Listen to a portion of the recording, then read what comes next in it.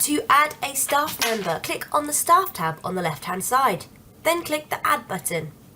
You'll then need to give your staff member a first name and a last name.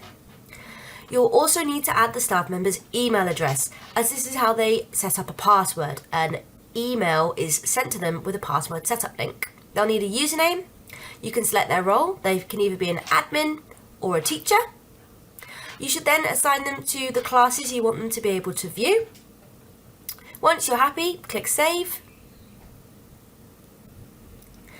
To edit a staff member, you should just search for them, select them, click the Edit button, and then you're back in here. You can resend a password link or create a temporary password. Once you're happy with the changes you've made, click Save. You can also add staff members from the Classes tab. Select the class you're wanting to add the staff member to. Click the Edit button.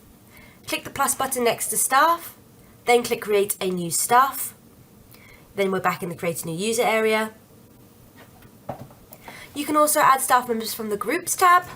Select the group. Click the Edit button. Click the plus button next to Staff. Then create a new staff. And we're back in the Create a New User area.